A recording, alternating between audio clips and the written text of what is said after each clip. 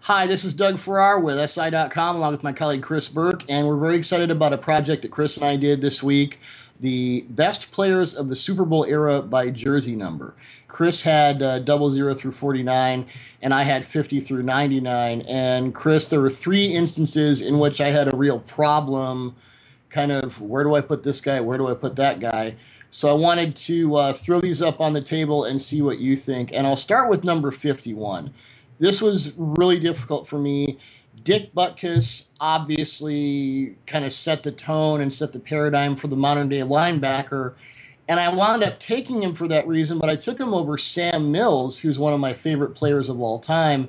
And you kind of get into that peak value versus career value argument. What are your thoughts on taking Butkus over Mills?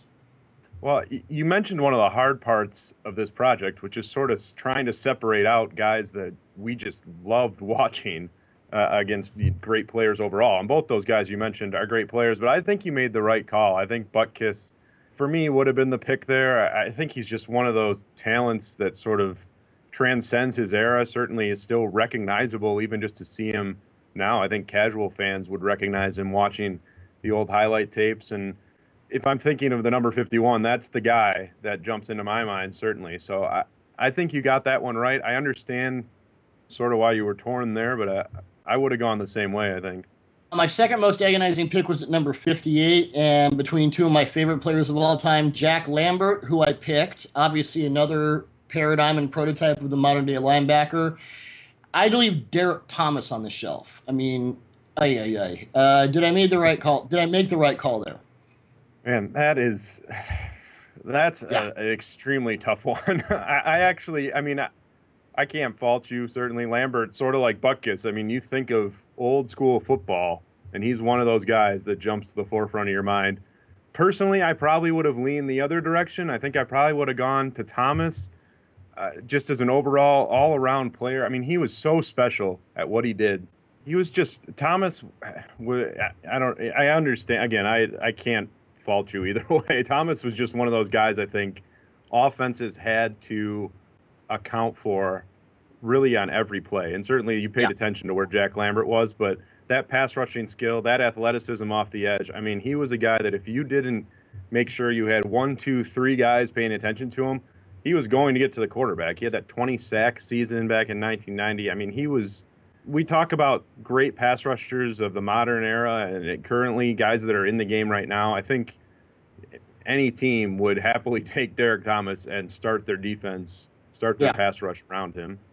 Without question. It was just one of those things where it's almost like flip a coin, and either way.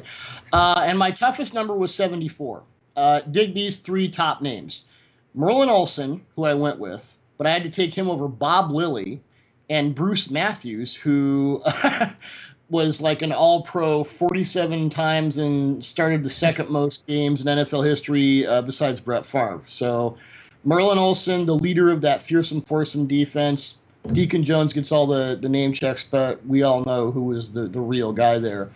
Bob Lilly, who another one of the greatest defensive tackles of all time, and certainly Matthews is in the argument, but between Olsen and Lilly, that was one where I think I liked Lilly as a player better, but I kind of went with the legacy with Olsen. And if you want to go the other way, I got no problem with that because I was okay, here we go.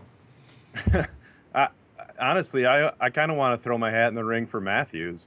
You mentioned the starts, 293 starts I think he ended up with. And the thing that was really special about him, other than that, and other than the fact that he did it with the same team, is you could play him everywhere. He wasn't a guy that you played at left tackle and had to sit him there, or played him at right tackle because that's the only position he could handle. They used him all over that line, center, guard, tackle. I mean, he was the model of offensive line versatility and did it for 18, 19 seasons and never really got much worse. I mean, he was still making Pro Bowls, and, there's fault in sort of picking out Pro Bowl berths. We know that, but still making Pro Bowls towards the end of his career. So that was that type of offensive line talent, versatility is pretty rare, pretty special.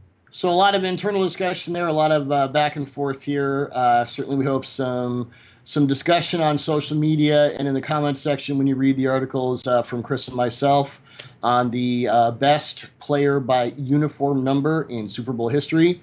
For Chris Burke, this is Doug Farrar for SI.com.